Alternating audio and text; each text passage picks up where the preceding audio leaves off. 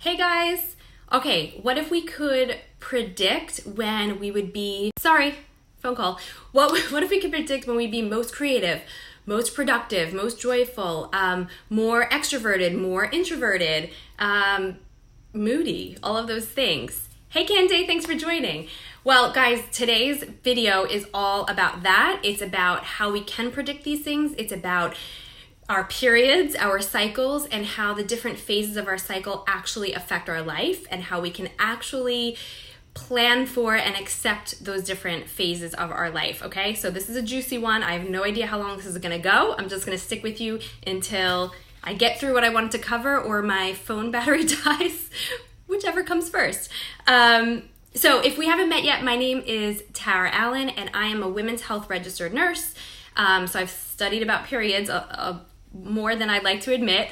And I am also certified as a nutritionist, a health coach, and a personal trainer. So I basically take all of these different fields, this different information, this different experience, I put it all together, and I help women get healthy, fit, and strong. So here's the deal, you guys.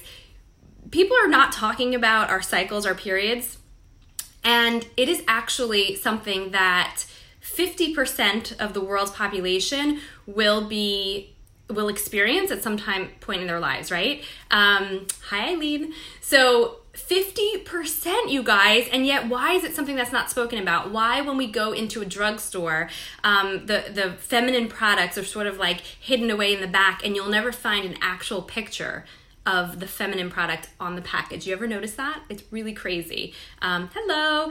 So anyway, let's break that a little bit. Okay, 50% of the world's population is going to be dealing with periods and cycles at some point in their life. And I just want to talk to you today about a little bit about the science, but this is not going to be science heavy. This is going to be mostly talking about how your cycles affect your life and how you can actually use that to your benefit so that you can plan things. So if there are any guys that come join us or watch the replay, that's totally fine. Guys are allowed, especially if you've got a special woman in your life, a female coworker or family member or somebody who is menstruating. You might want to understand a little bit more about them and what they're going through, and you might have a little bit more empathy. So you might as well watch too. Okay, so the way that I like to explain cycles, to break it down, is it's almost like a year. It's like the seasons of a year. Okay, so bear with me here. We're going to start with winter, which is menstruation, and this is when you start bleeding. It's actually the first full day of bleeding, your first full bleed, not like if you're spotting before your period begins, but it is the first day. So this lasts that's called cycle day 1, right? Your first full flow of bleeding is considered your cycle day 1. And this can last 5 to 7 days or so this season, okay? I will say, I'm gonna tell you about what the averages are as we go through, but this is different for so many people. I'm really just talking about averages. I know some people have PCOS and don't get regular cycles. We can get into that at a later date. Some people are on birth control and then this might not apply to them. So this is just for women who are experiencing their natural cycles, okay? So winter, menstruation, first full day of a bleed, and it lasts about 5 to 7 days. So let me tell you what's going on physically first, and then I'm going to get into the life-altering things, okay, the way it's affecting your life. And then for each of these seasons, I'm going to share a strength that you can find in each season, something to look forward to. Hold on, I've got my tea. So physically, when you start bleeding, all your hormones are low, okay? So for the sake of our purposes, we're going to be talking about estrogen, progesterone, and a little bit about testosterone. All three of those are very, very low hormones, okay? You're gonna be experiencing possibly all those lovely things that come along with your period. So that could be cramping, that could be bloating, that could be acne, that could be mood swings, headaches, low libido. Usually, I will say, if you are somebody that has a high libido while you are menstruating, that is not a hormonal thing, but that is actually a physical thing because your uterus is a little bit more swollen from the extra uterine lining that it's about to shed.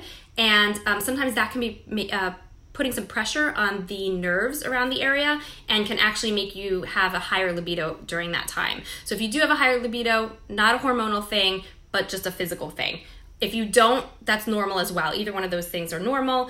Of course, the bleeding means that your uterine lining is shedding. So as we get through the rest of the seasons, you'll see, but the lining inside your uterus has been built up like a cushion to support a potential pregnancy. And so once your body is aware that it has not conceived, it's like, let's get rid of this lining, and that's what the bleeding is. It's shedding the lining so that you can start new. This can be a hard time for some people. This is just an important kind of side note.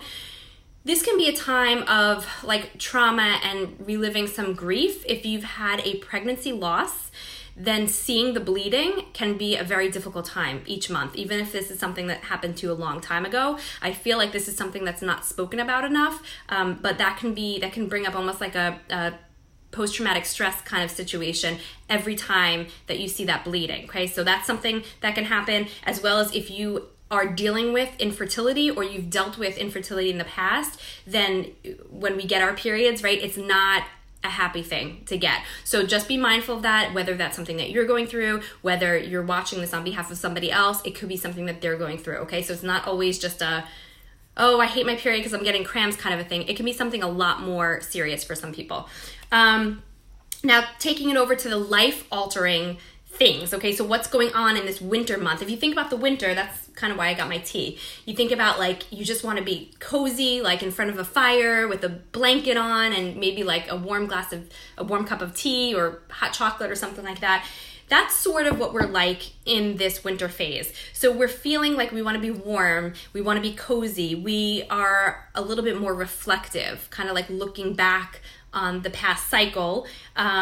We're more intuitive and we're more introspective. We are not very social during this time in general.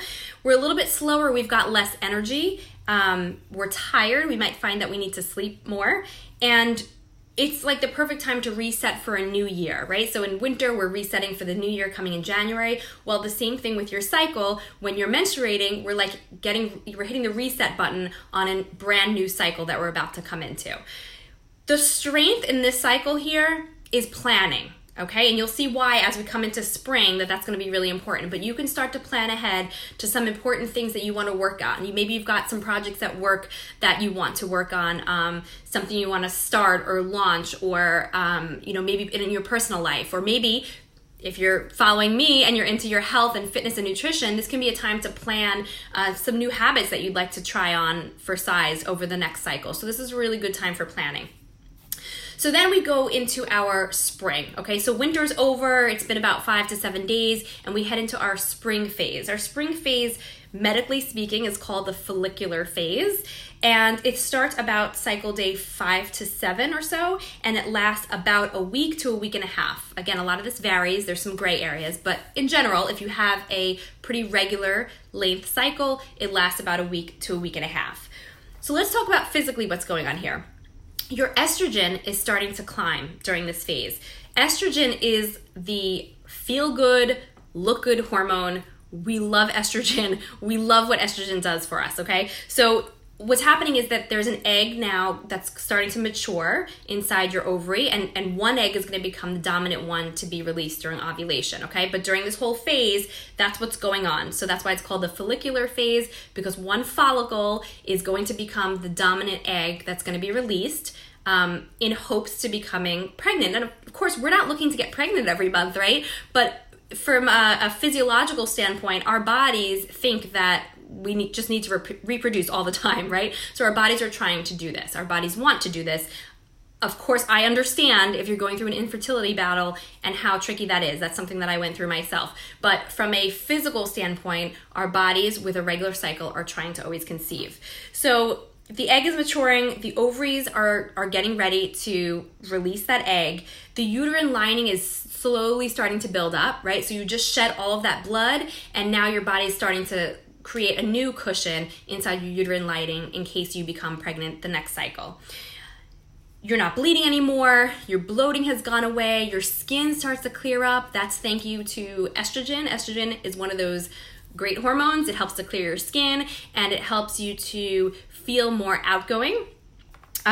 Your mood improves. Your libido might, if it was high during menstruation, it might stay high during this time period, or it may kind of start out pretty low during this phase, during the season, and then start to climb towards the end of the season.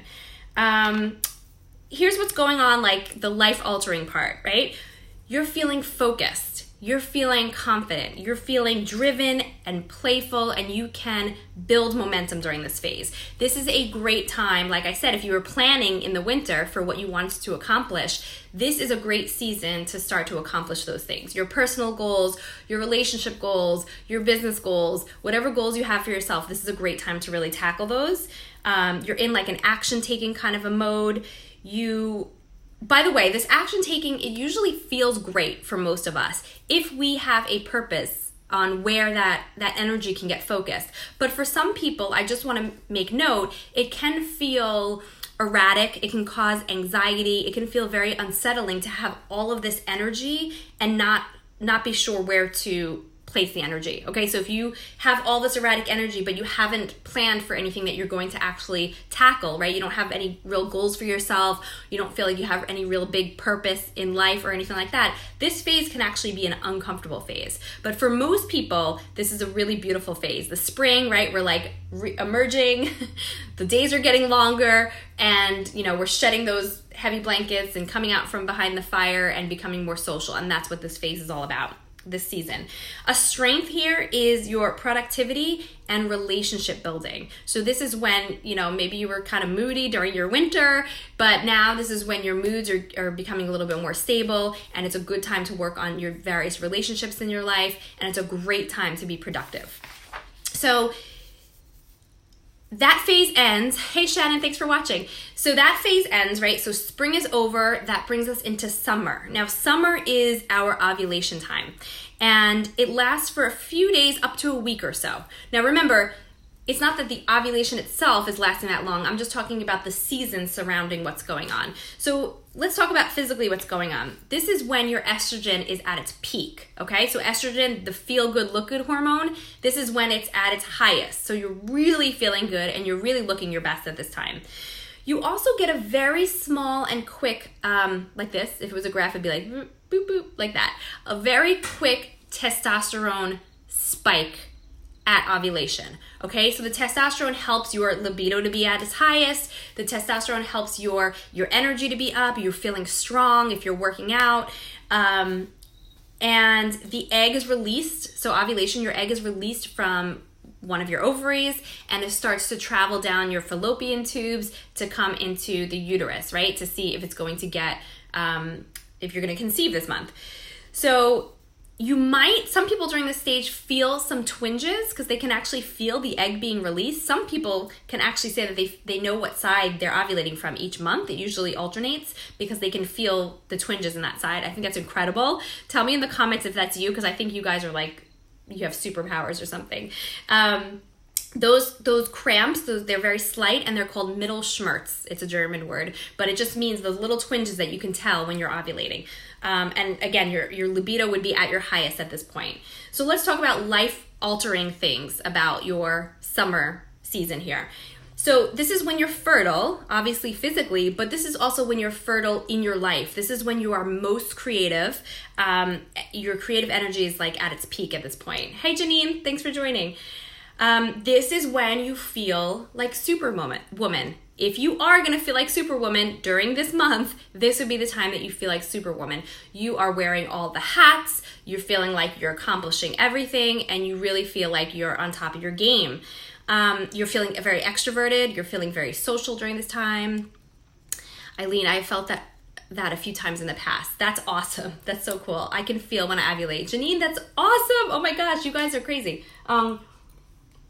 You're not crazy. I just think that's really super awesome. I don't think I've felt things before, but I don't think it's been so specific where I can tell what side I'm ovulating from. Hi, Janine. So anyway, this is when you're feeling extroverted, you're feeling social, you're feeling like you really want to get out there, your creative energy is high, you're wearing all the hats, you got the work thing down, you got the mom thing down, the house is in order, whatever, okay? I'm not saying this is all of us all the time, but I just mean in comparison to yourself throughout the rest of the cycle, this is the time when you feel like you're on top of your game. It's a little painful. Oh yeah, that's not fun. So here's the key. Do not plan during this time, during your summer.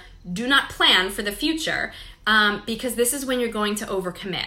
Okay, so this is when, I've done this before, this is when you want to say yes to everything. You want to volunteer for everything. You're like, I got this, because, right, you're feeling like Superwoman. So you're planning things, you're planning tons of social events, you're committing yourself to all kinds of things. Not a good move, and we'll talk about why when we get into autumn. But a strength that you do have here is that you're very playful and you're very giving. So this is a good time to volunteer. You feel like you can handle what you've got going on in your life right now, and so taking on something extra, making somebody else feel good about themselves will make you feel good, help somebody else in turn, and this is a strength that you have. And you're feeling playful, so take that to mean whatever you want it to mean. In your intimate relationships or elsewhere, you're just really on top of your game when it comes to your personal relationships. Then we go into autumn. Okay, so autumn is our last season, obviously, and this is what's known as the luteal phase. The luteal phase lasts about a week to 2 weeks. This phase can vary a bit for people. And physically, what's happening is your estrogen levels are dropping. So it was climbing during your spring, it peaked at your summer, and now you're heading into autumn and the estrogen is dropping, right? That was our feel good, look good hormone. So as you can imagine, our feelings are gonna start to decrease a little bit. The way we feel about the way we look is gonna start to decrease a little bit, and it's all good because this is all temporary, right? So what happens as your estrogen drops is your progesterone starts to rise. And the reason that happens is it's looking to nurture a potential pregnancy. Because right now your body just knows that you ovulated. It doesn't know if it's going to conceive or not this month. So it lets the progesterone come up, and that would support a pregnancy if you were to get pregnant this cycle. So your libido is going to start to decrease, okay? Because your body's like, well, you either conceived this month or you didn't, so you don't need to be into that thing anymore because that already either happened or didn't happen. Your libido starts to decrease, your hunger and your cravings go up, bloating starts, right? So some of this stuff is really not so obvious in the beginning part of your autumn, but really kind of ramps up towards the end of your autumn. So the bloating begins, your skin can start to break out at any point in this season right here, and your mood swings can start to come back. Here's the life-altering part of this. You're back to wanting like blankets and big cozy clothes, right? So like literally, you might be feeling like you want to be bundled up. You might be feeling like you really want to just wear baggy clothes. I know I get like that.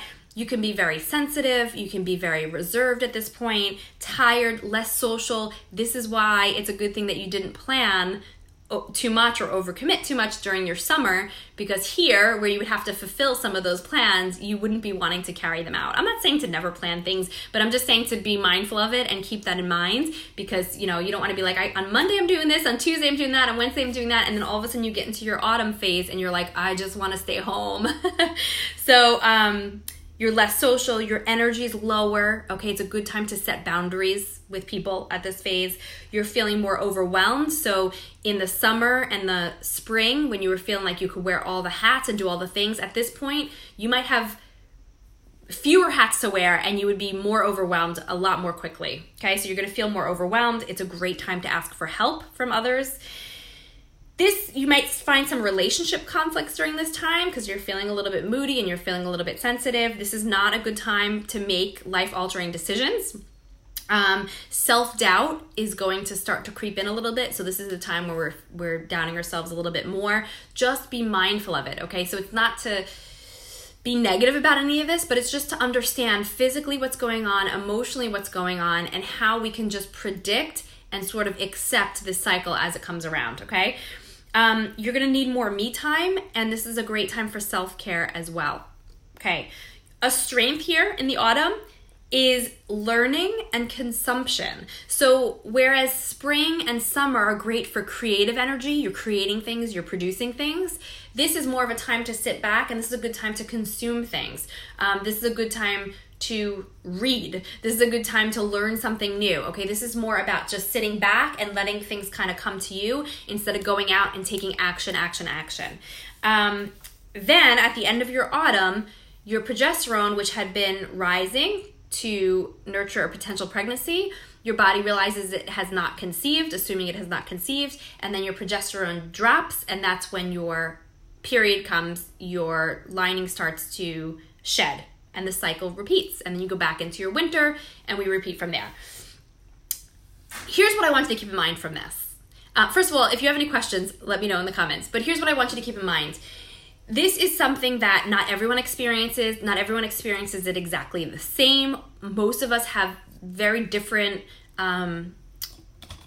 histories when it comes to when we got our period and things that we've gone through, like I said, infertility or pregnancy losses, or maybe we just don't want to conceive at all, or maybe we're just trying so hard to conceive, right? So all those things can be very different. But if you are a woman who's experiencing a natural cycle, you're not on any kind of hormonal birth control, you might notice these phases happening. And it's really great to, first of all, have like an app that tracks your cycle.